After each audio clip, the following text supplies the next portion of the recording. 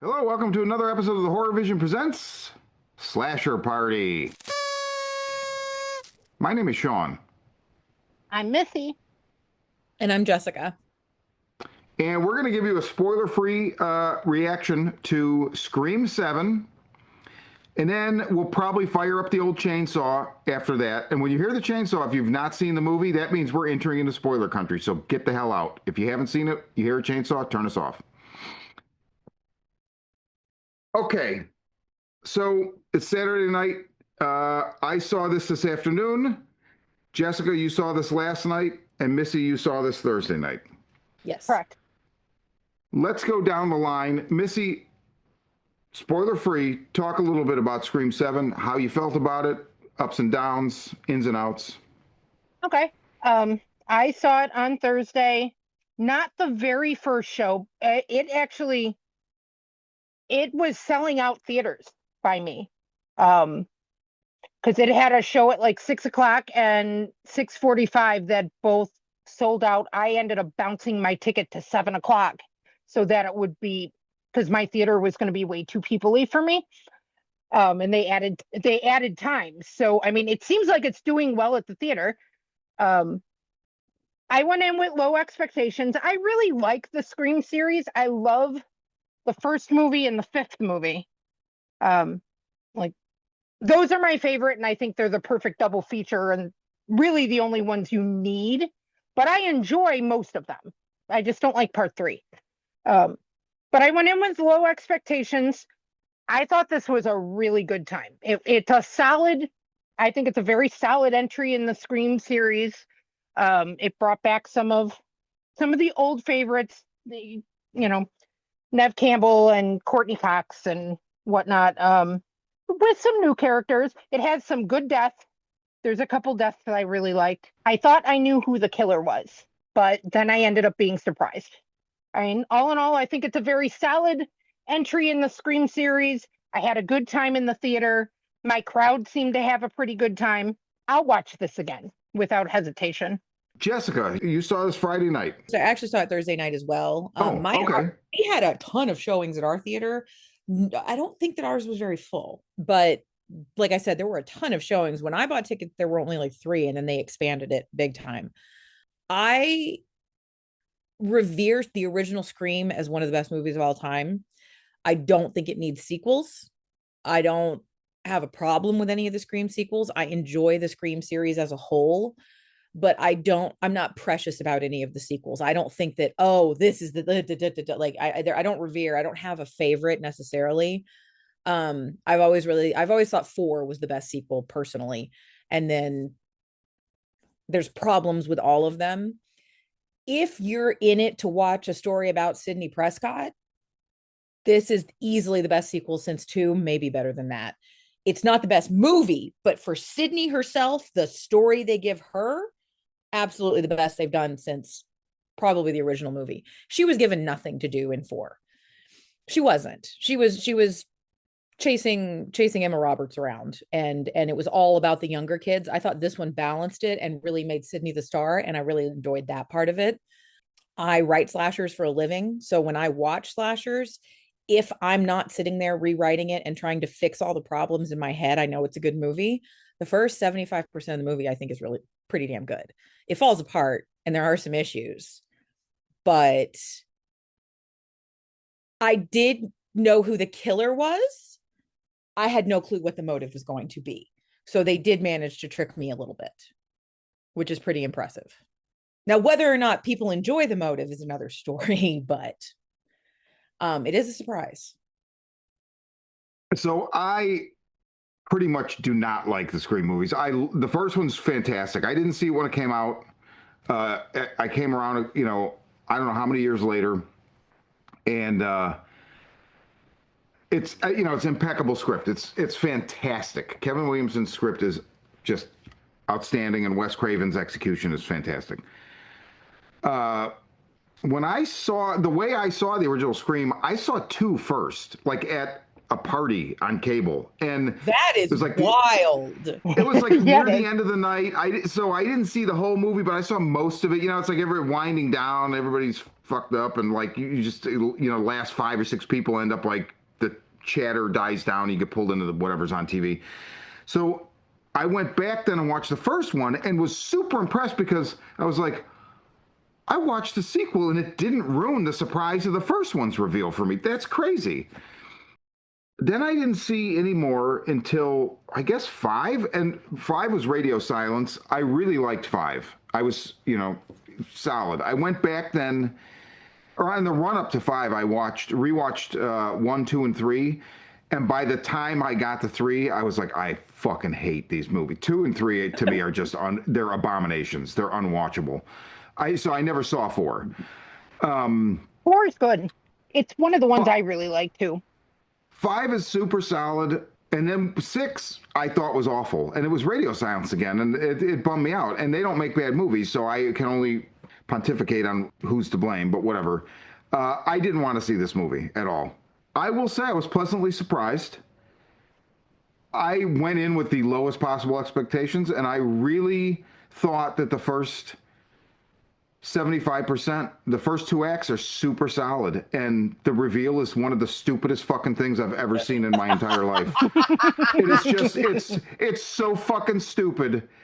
And it took me a few minutes or it took me a couple hours, because, you know, in pondering it very loosely. I didn't get out of the theater and think about it much. Kirsten and I talked about it for 10 minutes while we drove to my parents' house to have dinner. I didn't think about it again until I got home a couple hours ago and started making notes. And I don't actually know that it's as good as I thought. And when we go into spoilers, I will be very specific about what carried me through those first 2 acts, and then how that disappears, something else pops up in its place, and the movie just ends up being but it is definitely light years ahead of 2.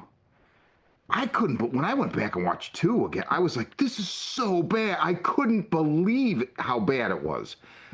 Just for me, like, is amazing. I think the opening of 2 is amazing. I hate it so much. It doesn't eclipse the original for me, but the rest of the movie, it feels studio.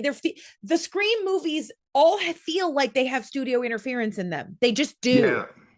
All of them do, except for the original. It doesn't really. But would you guys say, and please elaborate on this, I feel like, if you're a fan of Scream, you should go see this.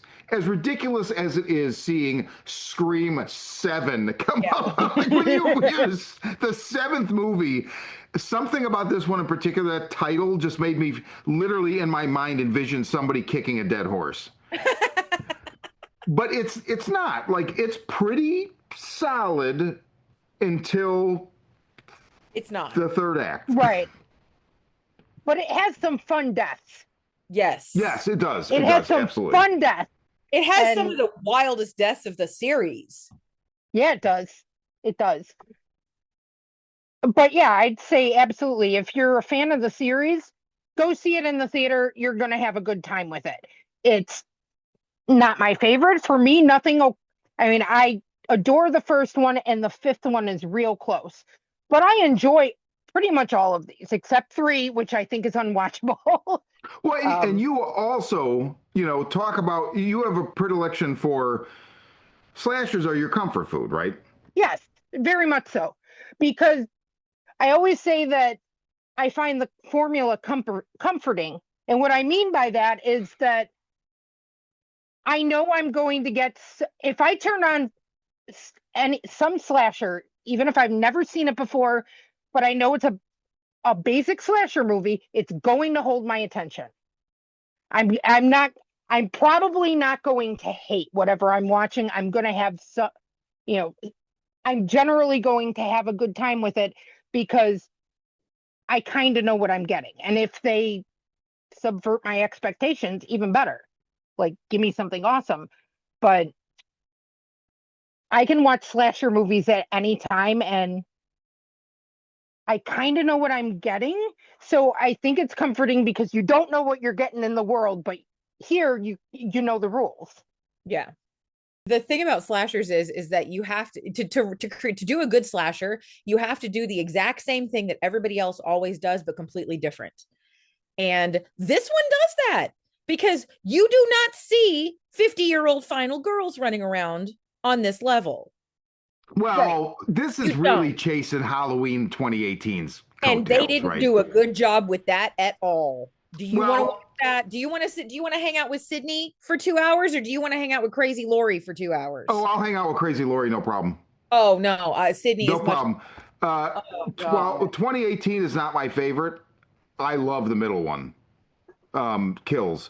So that's I I'm totally fine with that. And this just, that walk. So this could, well, I don't think that is actually an apropos metaphor, but this is definitely like they looked at how they did that movie, Yeah. that series, and Yeah. that's what Scream.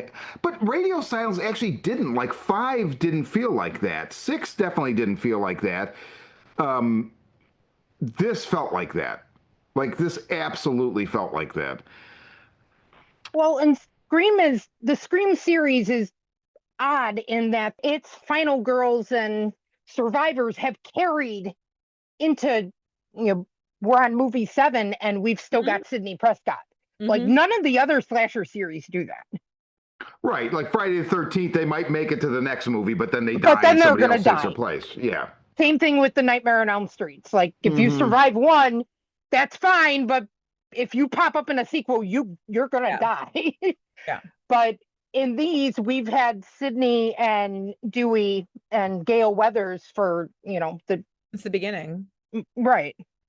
And that's the only one. I think that's one of the things that made the Scream movies click with people and made them special, because they were very character focused. And there's a lot of consistency. They try really hard. I don't know. I might contest that a little bit. No, they do. When you look at some things, explain Jason Voorhees. Explain the consistency and how Jason Voorhees works. Okay.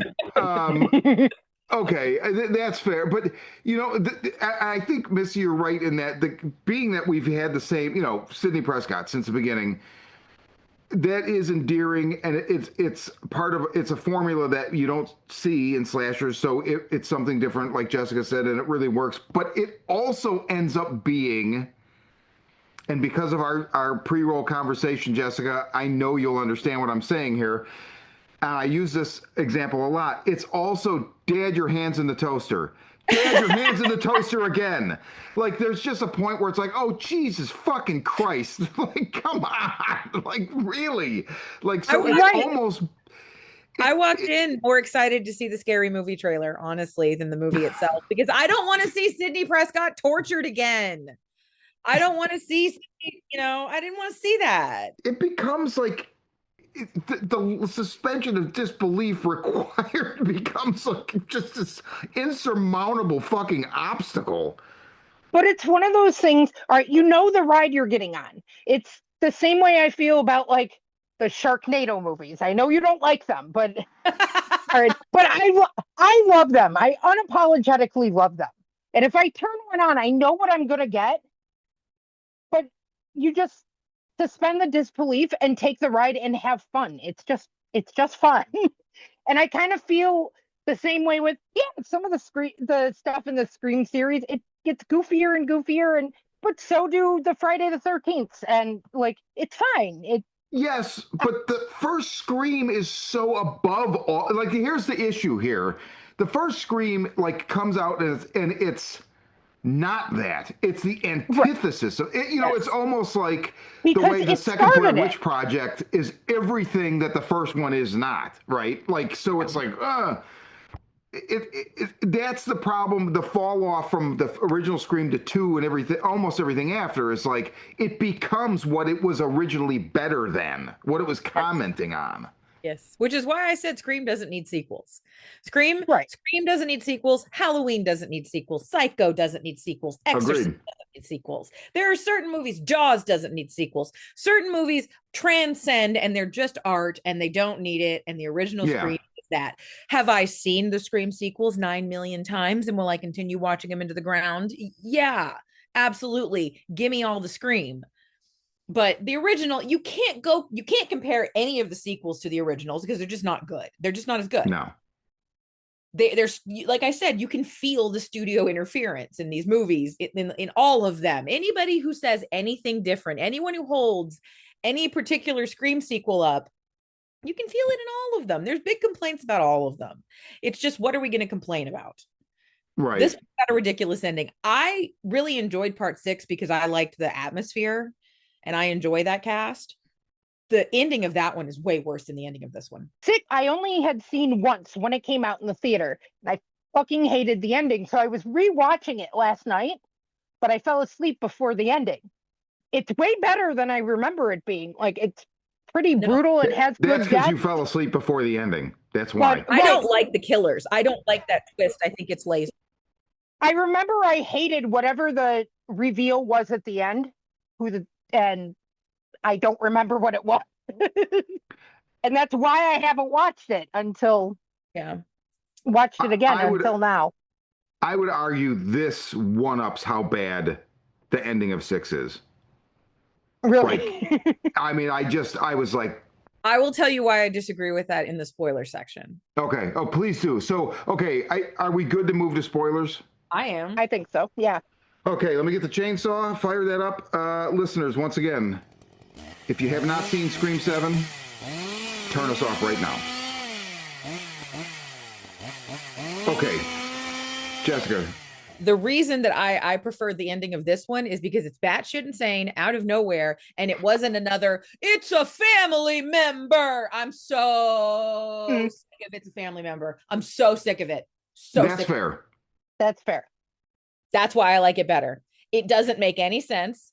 They could have executed it much better. I think that they could keep this ending and execute it in a much better way and have it be better, because the way that they kill her is incredible. Yes, I agree. Like, her face falls off. Yeah. that was fantastic. Missy? I just think this one had so many fun deaths. Like, Yeah. I was all for, like, there were so many fun deaths. I mean, all right, we're in spoiler country. So I'm gonna ask everybody what your favorite death was, but Oh, the hanging girl. Yeah. McKenna Grace. Yes. Yeah. okay. I Beer love tap the was beer wild tap. too. Beer tap was wild too. Yeah, impaled on a beer tap. That was my favorite by far. But it had so many good deaths. The beer tap, the disemboweled fairy girl, the girl falling off the chandelier and getting impaled. Oh God, yes. I love. Oh yeah. They always have good intros. Well, I'm sorry. 5, 6, and 7 all have great intros, in my opinion. Yeah, they do.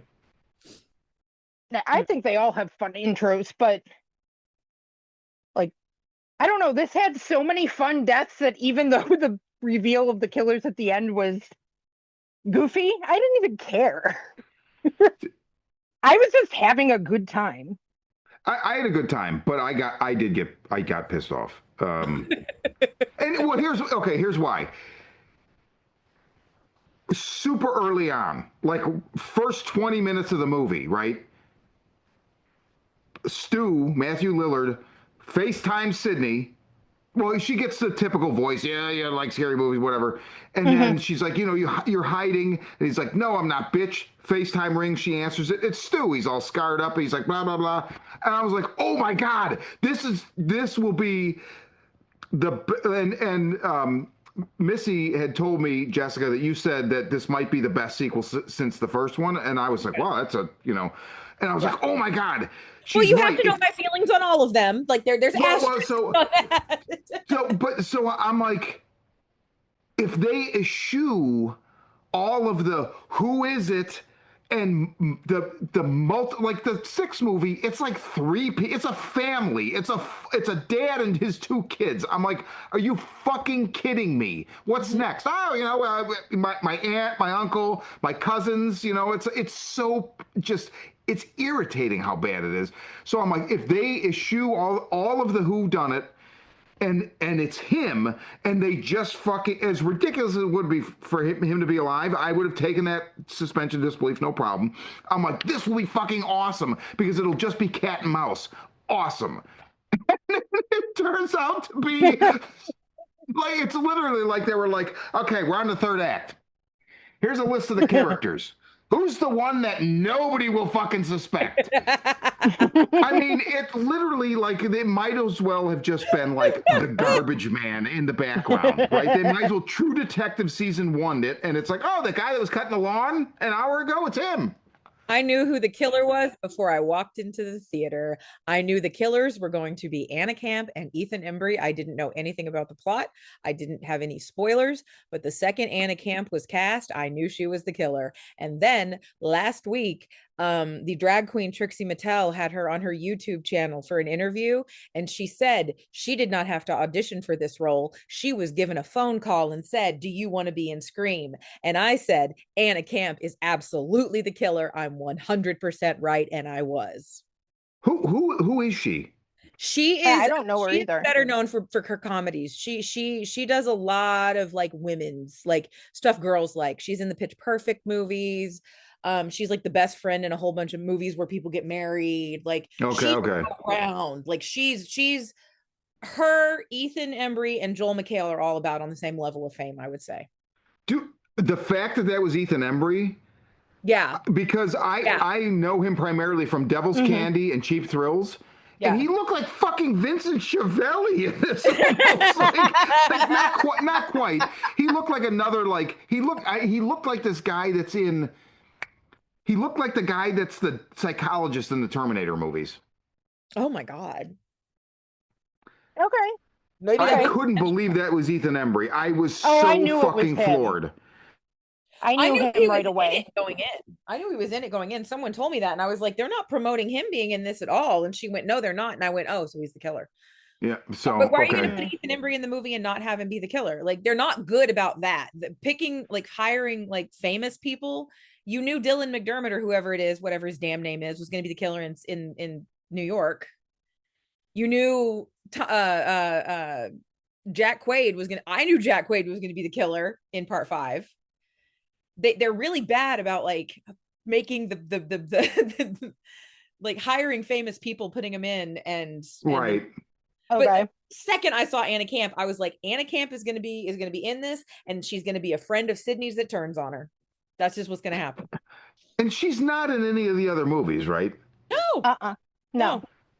no, and they Dude. could have made this work. I think it's believable. I think you could She's make it work. but literally it's Not the like way let me they tell did you it. why, Sydney, because I read your book and killed my husband. Yeah, no, it made no sense. It made What? no sense the way it was delivered. I mean, like, that's why it makes me mad, is because, guys, if you're going to pull this shit out of your ass because nobody would suspect it, at least write it so that I'll buy it. Like, oh, you know, okay. I mean, they didn't even try. I just felt like they were like, she read her book. There you go. It's fine. Deadline. They could have. There were so many ways. If that were the case, there's so many ways they could have incorporated Anna Camp into the story, put her in. Maybe they didn't put her in there too much because they didn't want people to suspect her. I don't know, but she's incredibly underused. She is fantastic whenever she's allowed to be. Like you saw how nuts she acted. Like imagine her with something good. She acted like Lillard in the first movie. Yeah, she does candy over the top and all that kind of shit really well. She was on You. Netflix's You. Is that about the sheep? No. I'm kidding. It's really good. It's a romantic thriller where I know what it is. It's the stalker. I know what it is. Yeah. She played twins on the last season, and one of them was good twin, one of them was a bitch, and it was just fantastic. I love Anna Camp. I was really excited to see her in this, and they really did her a disservice. Yeah, and then like I said, like reflecting on it after. What the fuck? I hate lazy writing, and I hate, like Black Coat's Daughter. We talk about this all the time, aka February. They fucking cheat. They cheat in that movie. So it's just bullshit. I want to like the movie, but they cheat and piss me off.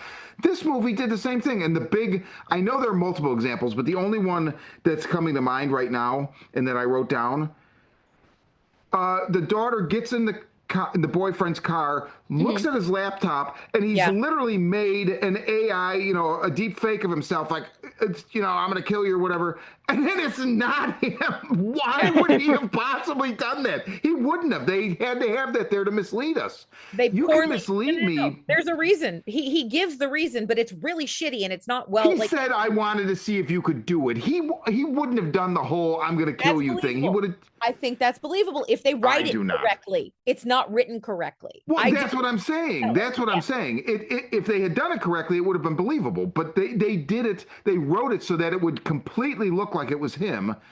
And that's bullshit. That's cheating. Like, they didn't have to go that far with it. Wrote it. Everything involving tech felt like old people wrote it. Yeah. And that's kind of inexcusable in 2026. Oh my God. And Kevin Williamson directed it. He did not write it. His name was on that 3 times walking in. I'm pretty sure. Where's my phone? Oh, okay. You know what? You're right. I have heard, I don't know if this is true. I haven't fact checked it, but I have heard he was very involved in the Sydney stuff specifically. So he might not have been involved in some of the, he might not have written the stuff that was I don't know who the other writer is. I just know that it felt old. Kevin Williamson, so screenplay by and based on characters created by Kevin Williamson, screenplay by, story by Guy Busick, and then story by James Vanderbilt. So there was a credit at the end that was like, I just saw the other 2 guys' names. So yeah, the other 2 dudes were born in 1975.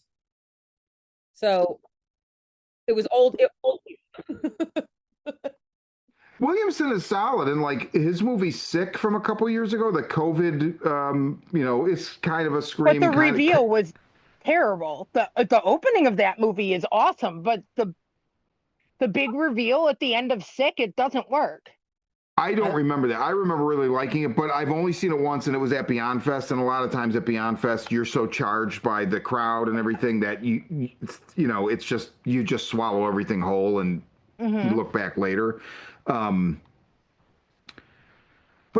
point being, I mean, he's good, and I gotta wonder, originally, I don't remember if Radio Silence bowed out before 7 came up, or if there was a kerfuffle and they're like, we're out. But then, so they did 5 and 6.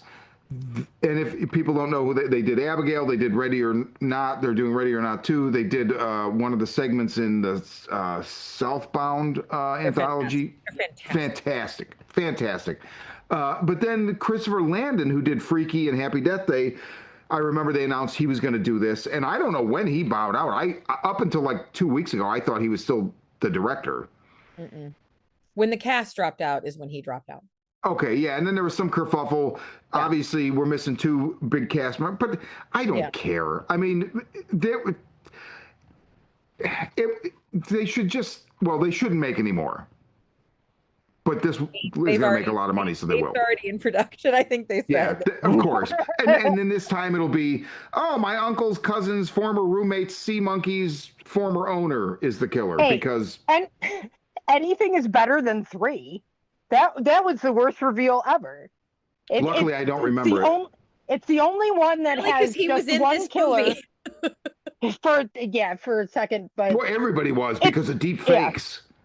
That was Sydney's long lost brother that we had never fucking heard about until he was revealed as the killer in part 3, and then it's the only one killer. Sydney and the brother barely interact in the movie. I don't know if she knows who he is before he dies. I don't think she does. I don't remember it at all. It's awful. So we'd never seen a brother before, but don't they later reveal that some sorcerer that came out of the Hellmouth made a spell so that he had always been there? We just hadn't seen. Oh wait, no, that's Buffy. I'm sorry. Never mind. Oh my God. I'm tempted now to watch 4 because you guys both just spoke highly of it. And my friend Brown, actually, I was texting with him earlier, and he was like, 4 is great. Yeah, 4 is really good. So nothing against the 2 of you, but I know that you guys accept the movies. You know what I mean? And right. I think he's more on my wavelength as far as this is good, fuck this. The rest of the stuff. 4 and 5 are very similar movies. They're very similar movies. Well, and he said the theme of 4 is unnecessary sequels, which I think is fucking hysterical, right? It's fun. I have a very specific ranking in my head of these movies. and I go 1, 5, 4 are the ones I like the best. Again, I just if it had just been Stu, and I thought when I saw who I didn't know was Ethan Embry, and he's like, oh yeah, he's been here. I was like, that it could be him, but then I just kind of. I was kind of, even, I just feel like it just, as ridiculous as it would have been that he was alive, they could have written it. Well, they even wrote the red herring for that well, right? Like the idea that he had brain damage, he was there for 16 years, although the timeline doesn't quite add up the way they said it, but whatever. But if it had just been him and just do away with the who is it and the multiple killers and just, I think that would have been fucking brilliant. Just have it be Stu and it's cat and mouse. Nope, can't do it. Got to have multiple. As soon as that second Ghostface showed up, I was like, fuck you guys. Like, they can't get away from it, And it's like, oh my God. Do you know the sequels? The sequels to 4 was supposed to have been the beginning of a trilogy. Wait, have you seen 4 or just not seen 4 in a long time? No, I've never seen 4. Oh, it was supposed to be the beginning of a trilogy, and the killer was supposed to survive and go on and become a victim in a future Ghostface killing. And I would have lived in the timeline where we got that. Yeah. Yeah. That sounds like it could have been good. That would have been very entertaining. Yeah, that would have been really cool. Especially when you know who the killer is and like what's going on there. Oh my God, that's fun. They just need to give us some, if they're going to do something, guys, just do something different. That's what makes the original Scream so good. So the fact that they're trapped repeating this is so asinine to me. It's like, oh God, it's just so frustrating. This one, it felt like when she did the rules, she was doing the rules of Scream movies, not the rules of slashers, to be completely honest. They felt like they were intentionally going after Scream itself as opposed to slashers. But I don't think if they intended to do that, they should have played it up more. Yeah, because I didn't notice that, but I think in hearing you say that now and thinking back, I think you're correct. And obviously that fits it's something they would do. And that's the other thing. They are written smart. So when we get dumb writing, I just have to assume it's either studio interference, like you said, Jessica, or it's just, we have a deadline. It's the fucking neighbor. Who cares? She read his book. Done. Bye. And it's like, but that's not true. If they offered the role to her from the beginning, they wrote that role for her. So that was always going to be the killer. So then she should have, exactly like what you said. She should have been in a fucking movie more. I mean, Jesus Christ. She was in it for like 2 fucking scenes. The biggest flaw in Friday the 13th is that Ms. Voorhees never pops up before she's the killer. Right.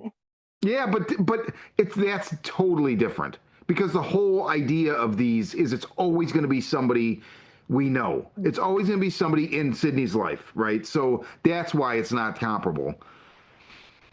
I mean, that could have been the person she trusted to watch over her kid. Like they could have incorporated her into the movie. Like it could have been done better. The fact that she was willing to kill her own kid and they made a joke of it when they could have made that dark. Yeah, and that was the other thing was like, and I was like, please don't have the kid come out as the third Ghostface. Like I was kind of waiting for that to happen. I was glad it didn't happen. But yeah, so she killed him, and it was just, it was just, it really bothered me a lot. The way they handled that, I think there's a lot of missed opportunity. I still think if you like Scream, or even if you're like me, like I didn't have a bad time. Right, and I can't let things go. So chances are if you're even anywhere if you're anywhere near the ballpark I'm in with these movies, you might have an even better time than I had. Not that I had a bad time, but I just having trouble letting this shit go. Because come on. Right, if you're a gorehound like me and you just want to take a fun ride, this will do that. And it has some great deaths. I had a super good time at the theater, and I want to see it again. I don't think it's anything groundbreaking. It was a fun time. It's not one.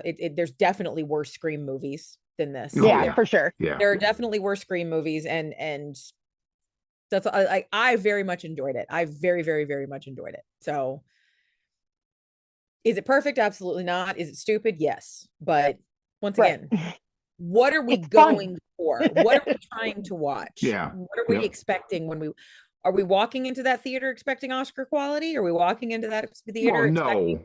you know, I think people are treating this movie a little bit like that's what they're expecting. Like they're holding this movie to extremely high standards, and I don't think it deserves that. Well, the original movie sets a high standard. That's the standard I'm holding it to. So that's the standard I hold them all to. Which is why it gets automatic points off, is because it's not Scream and it never will be. But also like 2 and 3, it's just they're just to me they're just garbage all the way through. So whatever. But this is like it's good, and then they just had to fuck it up. You can also do twists that don't involve an unmasking. Twists that don't involve an unmasking are super fun too. Yeah, well, yeah, and I mean, God, it could have been that would have been so fucking great, but whatever. It would have been fun. We could have had a cracked out Corey Haim too. Well, I guess no. Wrong movie. Wrong movie. Check out our review of what could have been Prom Night 5, the club. That's Scream 7. And Jessica, talk about your book. So Tastes Like Candy, available everywhere.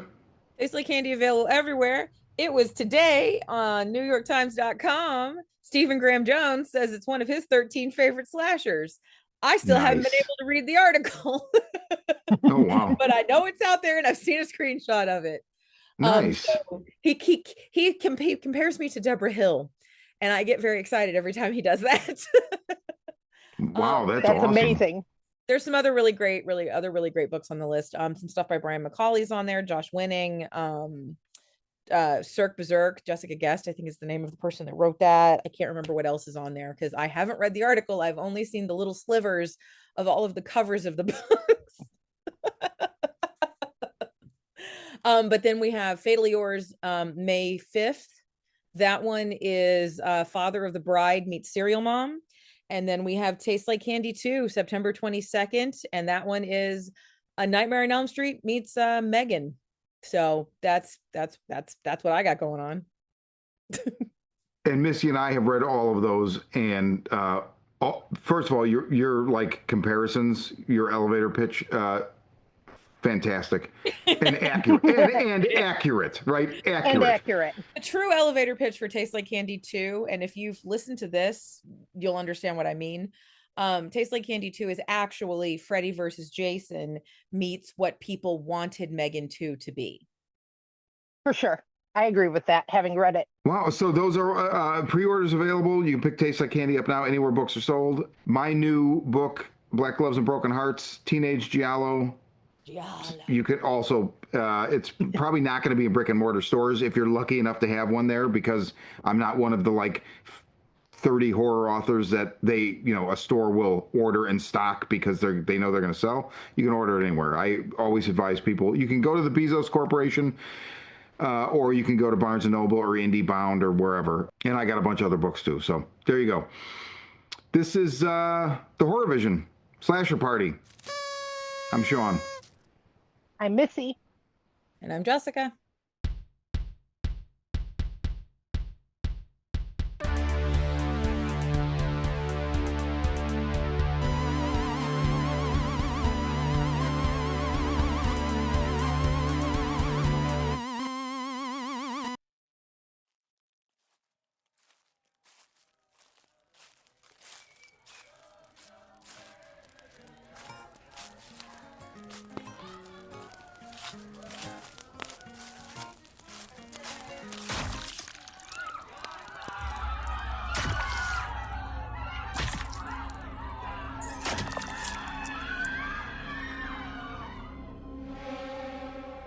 When incoming high school senior Lisa McCready's boyfriend and classmates are brutally murdered at a party in the woods, the quiet suburban community of Sundown Hills transforms into a paranoid nightmare.